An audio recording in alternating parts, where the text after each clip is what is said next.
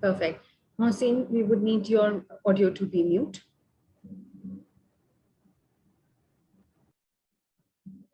Wonderful. Okay. So here I begin.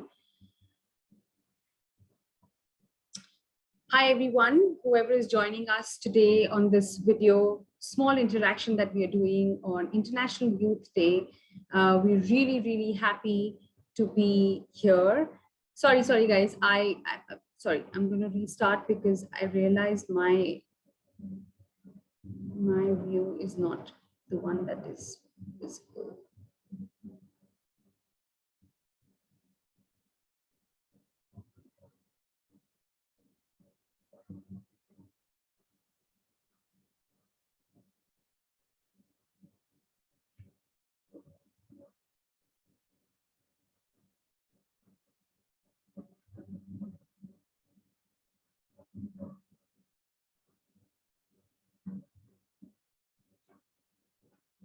Okay, has anybody got any idea if it will automatically record the speaker up front when we start speaking, or should I pin up the speaker?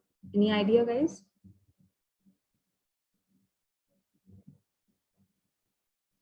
I think it's automatically pick up on the main screen. Okay, so when the recording comes on Zoom, it will automatically keep the face of the speaker up front. Yes, and also in the bottom line, you can see the, share your audio of your system. So it will record the both as well, the outside audio and the inside audio as well. Okay. Okay, multiple participants can share. Sorry, I'm really embarrassed about this. I should have figured this out earlier. Okay, I'm going to start. Thanks, guys. Hi, thank you for joining and tuning in to this IPPF short interaction that we are hosting on International Youth Day. Today, we'll be joined by some very interesting people from South Asia region. They represent different organizations. They are actually working on different sexual and reproductive rights issues in South Asia. And we wanted to speak with them and hear them. I would start with the introductions right ahead. So we are being joined by, first is Mohsin. He's the president of Rehnuma National Youth Network. He is also a gender specialist. He's a peer educator and a counselor. He's also a member of National Youth Alliance, which provides suggestions and feedbacks to the government of Pakistan on family planning and sexual and reproductive issues. From Sri Lanka, we are joined by Natalie Soiza. Natalie is the co-founder of digital feminism group Benda. The group uses graphic design as conversation to start conversations.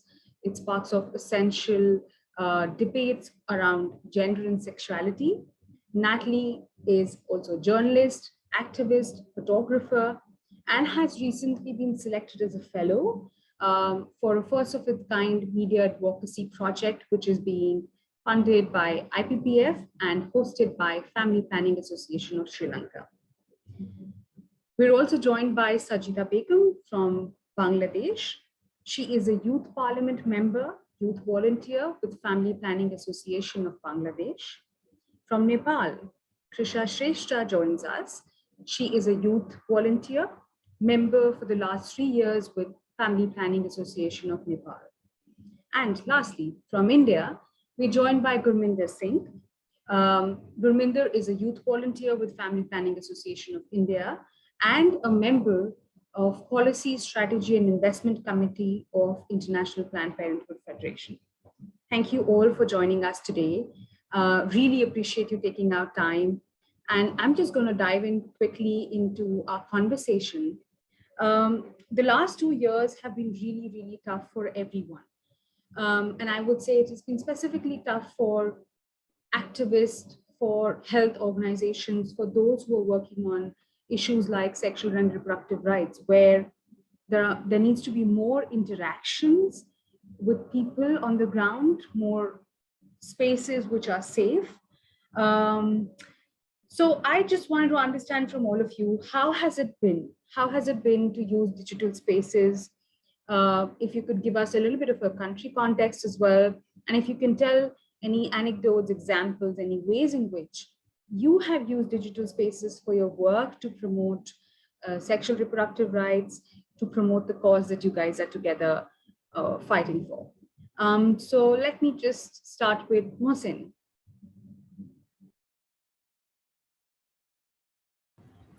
Hello, Ivanshi, and thank you very much for giving me this opportunity to share my words. So initially, yes, it was a difficult time for us, and at the same time, I think it was a good opportunity for the outreach through the digital platforms, and we utilize it in a very decent way while using the different platforms of social media and different mediums to interact with youth. We have conducted a huge number of sessions with our youth and different peer educators, and we conducted different training that were in a delay just because of the situation. So we just wrap it up on the digital platforms, and at the same time this opportunity created different sort of opportunities for young people to come up with the idea of utilization of digital platforms for family planning.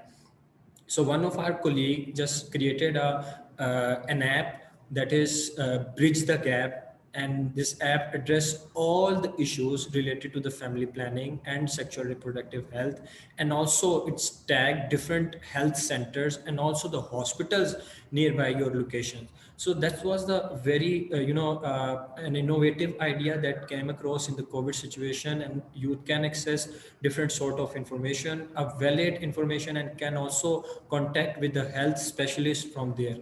So yes, that's what the platform we utilize in this condition. Perfect. Thank you so much, Krisha. Yes, ma'am.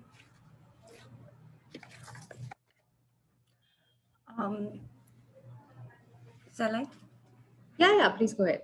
This technology has been a best medium to connect people and all over the world, either to share the feelings, emotions, or to share the information, knowledge, etc. Similarly, during pandemic days, we had provided counseling service through our Facebook account, FPN Youth Cabre, to the clients. We addressed their problem by taking necessary information from our medical staff. Though it was a safe place, we found a bit difficult to convey the message and knowledge through via Facebook, Google Meet, and Zoom. Due to the lack of internet access, and people were unaware about technologies and its use, which we found quite challenging to flow the information. Thank you. Thank you, Gurminder. Thank you, Himanshi. It's been a pleasure to be here. Well, if I talk about my views and my experiences in India, well, during the last 1 year, it was really difficult as the COVID situation emerged and lockdown was implemented all around India. So initially, physical movement was at the heart, and we were not able to go anywhere. So only the one solution we have at that time was to utilize digital resources, online platforms, to reach out to the people with the services. So at that time, organization came up with launch of telemedicine, telecounseling services, as well as providing online virtual CSC sessions. And to the organization, here we utilize Zoom app for mainly, or Google Meets, like these platforms, to mainly interact, conduct meetings. Even our initial plannings and group discussions also were held online, and we utilized various other platforms like Facebook, Instagram, and other social media apps to reach out to the young people with the right information. So if I talk about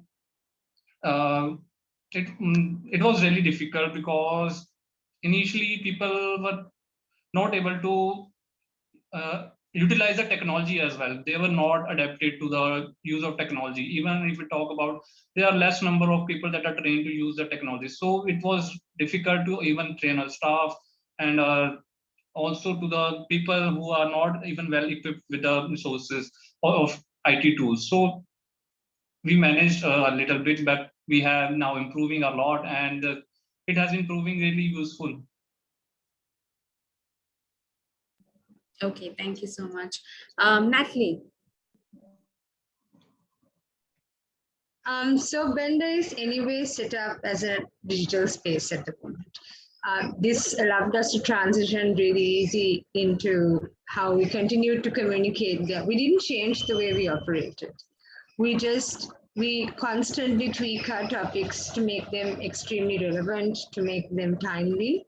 So we were discussing the amount of entries into hospital after domestic violence. We were talking about very specific things, creating visual content and sparking off the dialogue. So this is, like I said, this is very much what we were doing anyway, engaging people in the digital space, but trying to do it in a safe manner. I've said that I don't believe that the internet can be ever be 100% safe, but we can put measures in place that help people to talk with respect to one another, even if their opinions are different. And opinions get heated up during the time of a pandemic where everyone's stuck inside their homes. So our job was to mitigate any arguments, any disrespect, but allow the discourse to continue. Yeah. Wonderful, thank you. Sachida. Thank you. First of all, I'm sorry. So there is a little sound the side of the road. Please don't mind.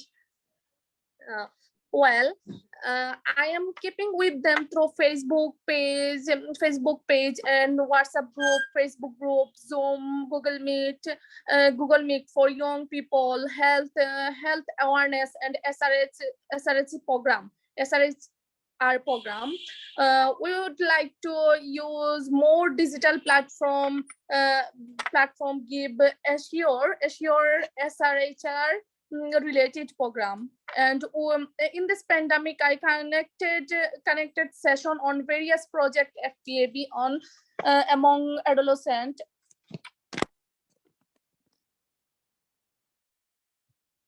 Sorry. No problem. And we can provide telemedicine service and hotline service and Facebook chat. That's all. Okay. I'm just going to ask a follow-up question because I think what Natalie said, and I also wanted to understand from your country context as well. How safe have you felt that it is to use social media or digital platforms for issues like reproductive rights or women's health or sexual understanding amongst young people?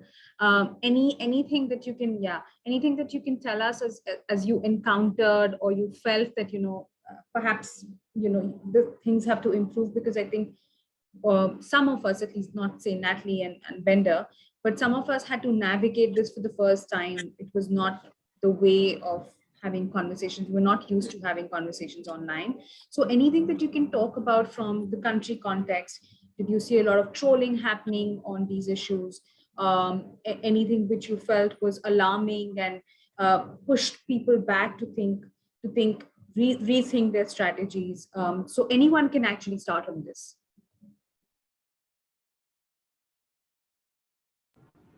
Yes. So initially, as you can see, sexual reproductive health and family planning, these topics are very sensitive topics while sitting in Pakistan and talking about family planning and contraception and at the same time abortion.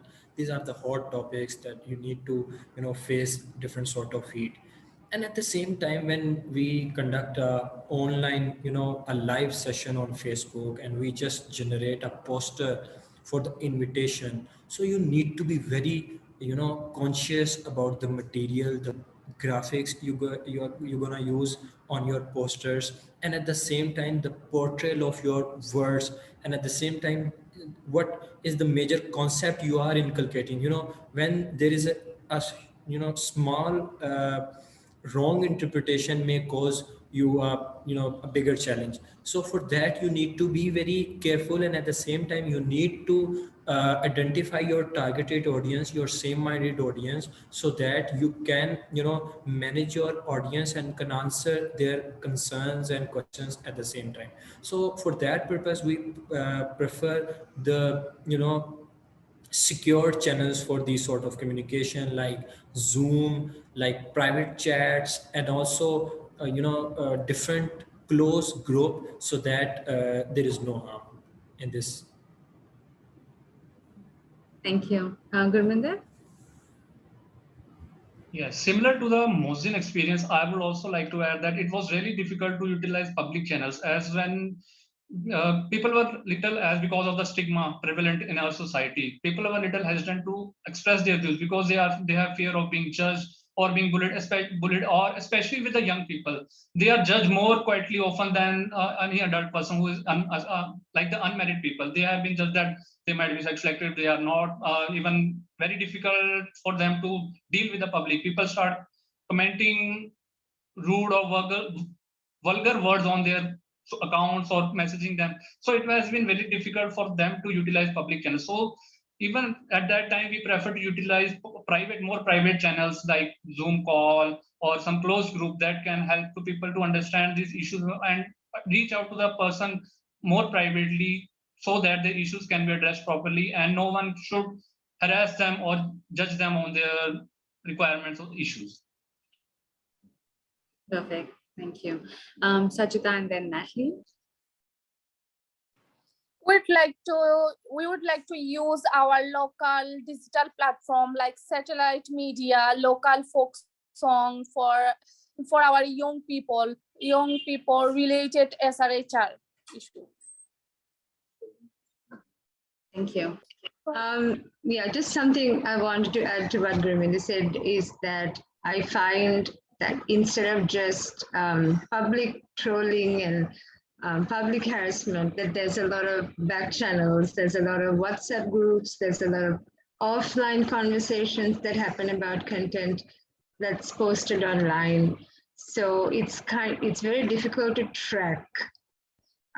It's unless someone gets it and sends you a forward, you don't know how much hate is going on against you physically by a name or a group that does, that creates content out there. Just wanted to add that.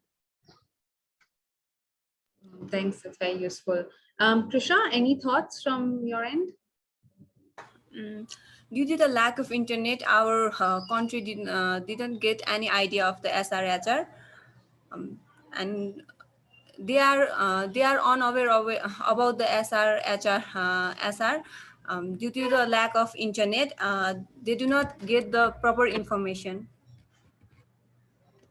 Okay, wonderful. That brings me to the next question about Sachita. You can lower your hand. I'm sorry, I should have mentioned that earlier.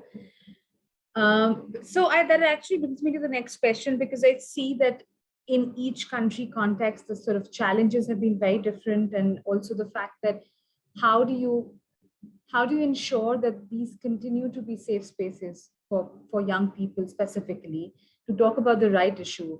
There's so much of misinformation related to sexual reproductive rights and other issues, which can be misleading. So organizations like IPPF, as I said, who are global organizations who have reach across the world, are talking about making and working with young people to open up and to ensure that these challenges are overcome in different ways. So what are your expectations from health organizations, from organizations like IPPF and even the member associations that you're working with, where the reach is large? How can they be much more inclusive in their ways of working to involve not just young people, to also ensure that sexual reproductive rights are not like a privilege if it's in the space of internet medium now, that we are looking that the new challenges like pandemic does not make it like one which is limited to certain set of people who have not just access to internet, but also speak a certain language. So yeah, just about what your expectations are from organizations like ours. Oh, anyone can go ahead, or I can call out again if you like. Gurvinder, maybe you can start. Well, that's a really interesting question.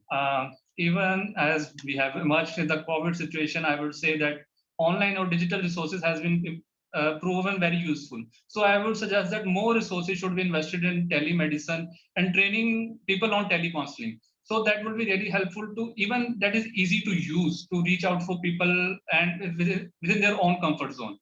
Further, I would say that creating online application and resources should be created so that people for the to disseminate important information regarding SRHR and educating people and peers to the right and appropriate SR information and at the valid source. Further with this, I would also say that creativity is a key to reach out to the maximum information that get the interest of the people. So I think that I will say that creative animation videos or short story educational tools like this can be created to make it very useful for the young people to use even at their own comfort zone. Because even if I talk about my experience as the young people, they usually try to avoid to interact with other person to ask about their personal issues. So they prefer usually private channels like surfing the internet. So it will be really helpful if we create proper resources that they can personally reach out and that are properly authenticate, that can be properly valid to use, and they can get the right information. And furthermore, one of the most emerging issues is creating safe spaces for the young people to reach out to, even physically or offline or online, there where they can reach out and get access to the information they want and the services they need. Thank you. Sajida, would you like to take this question? Well, I have some expectation from IPPF. Firstly, arranging training for young people to work on digital platform. Secondly, launched a separate counseling hotline service for adolescent, and thirdly and lastly, so we need from help from you, logistic and programmatic support from IPPF, like IT materials. Then that's all. Okay, thank you. Thank you. Natalie?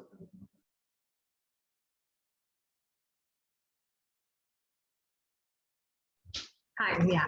So I feel that there's a wealth of resources within the IPPF network, and you should work on bringing those resources together, ideally matching content creators with tech creators, with funders from a complete regional scope, because we need to share what our issues are and learn how to work around all of them. And I feel that while we have different issues, we also have common issues. And I think that by creating rich collaborations, that we could move forward a lot better. I also think things like maybe a directory of content creators, of funders, is put together and sent to smaller activism organizations like ours in the region, where we'll also be able to kind of have a look at the work that we are all doing in the region and be able to find opportunities to collaborate with each other. Yeah, I think it's a good point about co-sharing and making sure that as a region, we start talking to each other and share some kind of information. If we are a regional office, then good point. Mohsin. Yeah. So basically, in my opinion, what we expect from IPPF and at the same time from the partner organization. So initially, we need to focus on the projects centrally aligned with the youth need and also centrally related to the youth issues. Basically, if we can see the concentration of the projects we have currently and we have in the past that were not specifically related to the youth. So in my opinion, as IPPF, we need to focus on some projects, and it's maybe in core or maybe in general for specifically related to the youth SRHR issues, like as we have experience in past, that was Young Among program, and at the same time LSPE projects in Pakistan. So because we are fighting over here in Pakistan for the streamlined advocacy for inclusion of LSB in the curriculum. When we say LSB, it's mean comprehensive sexuality education. So primarily we need to make awareness for that, and at the same time we need to indulge curriculum, this topic into curriculum. And at the same time, in my opinion, what we need is basically IPPF can also generate a university, school that may be on digital platforms just for the, our member youth from different regions, from different vicinities, so that they can be more equipped on these topics. And at the same time, we can also initiate some experience sharing platforms for our youth, so that we can interact with each other and can share our experiences and our learning as well. So that's what I think. Okay, thank you so much. Trisha? My expectation from IPPF is it would be very grateful for young people to participate and deliver the knowledge related to SRHR and safe abortion. Although our course book includes little knowledge about human body organs, still it seems to be insufficient for them because the course didn't contain the sufficient information and reproductive rights. It would be great if IPPF and other international organizations working on SRHR brings more programs and projects to bring changes regarding the SRHR in the mind of young people, which will help to decrease the number of crimes like rape, gender-based violence, inequality from the society. Thank you. Thank you so much. So the last question, you guys are anyways very passionate about things that you're doing, but still, what's one of the issues that you feel that is 2021? I mean, why does it still exist? And in the next few years, you want it to change. Any cause that you feel is worth fighting for the youth at this moment? Let me know, please. Okay, let's start with Sajida.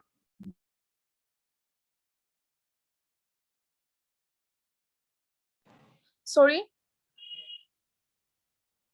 Were you able to hear my question? Should I repeat the question?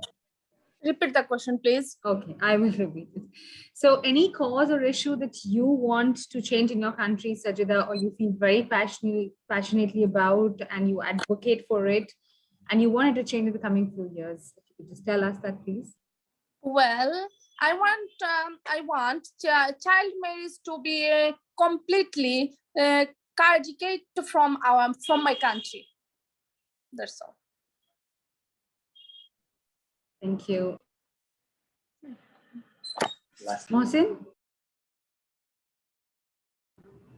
Yes, so initially, as I mentioned, we are fighting for inclusion of LSBE in curriculum and stakeholders' acceptance on that topics, and also youth-friendly health services and spaces for youth. Most of the time youth face lots of challenges while going to the different public sector hospitals and different public sector platforms for their sexual reproductive health issues, and they face lots of trouble, and also the marginalized group as well. So and also at the same time we are working for the safe abortion, and also working for the early child marriage that exists in Pakistan. We are fighting for, and we are very hopeful to eradicate these sort of customs from our society. Thank you. Gurminder? Well, there are many issues that I want to change in my country, but the most important one is providing comprehensive sexuality education at the early age, at the school level, and to everyone. It should be ensured that it has been properly implemented, because if our younger generation is being educated properly, it will in the future definitely solve many of our issues automatically, because our population will be more aware about these issues. So I would say that it should be inclusive of everything. It will like about the gender, the sexuality issues, and other issues, and make people sensitive about about the SRH issues and what are gender or sexuality, different sexuality that exists in the society, so that people can become sensitive and aware about. And by this, in the coming future of generation will change. and a change will be there. I'm sure that. Thank you. Natalie. I want to widen the way we look at SRH and include how we look at women's bodies and how social attitudes and archaic social norms play a bigger role than the actual healthcare inside women's and queer people's healthcare, which I find as a patient myself now, I find this really troubling. I realized that in the public system, I had no access to certain types of medications because my doctors were too embarrassed to talk to me about the fact that my womb had to stop working for the cancer to stop growing. And for about 1.5 years, I wasn't getting the treatment that I needed because these things are, because these really archaic social attitudes tend to govern the way things operate. And if we don't address if we don't address the real root causes of why people are not getting accurate healthcare, access to, SRH health, being able to talk openly with their healthcare providers, we're not going to be able to solve the physical problems because the social problems have to evolve. We have to evolve in the way we look at women's bodies. Something I always argue about is that, like in my case, my cancer was detected late because I'm not trained to do or encouraged to do breast exams or pap smears, or these are not part and parcel of our everyday lives. And I find this deeply, deeply worrying. Yeah, that's what I wanted to say. I'm really sorry to hear about your experience, Natalie, and it's I don't know, it's touching to see you come and talk about this issue and the cause that you're fighting for, because this is a personal story, and while you're living it, you're making sure that others don't go through the same. So that's what it's been a tough journey, and I think it's an unnecessarily tough one. So that's what I'm battling for a lot of women here who don't realize they need to battle for it. So. No, thank you so much for sharing that. I wish I could say something which could really change the situation, but I'm so aware that that the realities are far away from what I say at this moment. But genuinely, thank you so much for being part of this call today, because that changes. I mean, having your voice here is really important for all of us, and I think most of us would agree with that. Thank you again. Trisha? First of all, I would like to change the child marriage process, which is very wrong in our country, and unsafe abortion too. And in our country, there is a stigma to the people of transgender.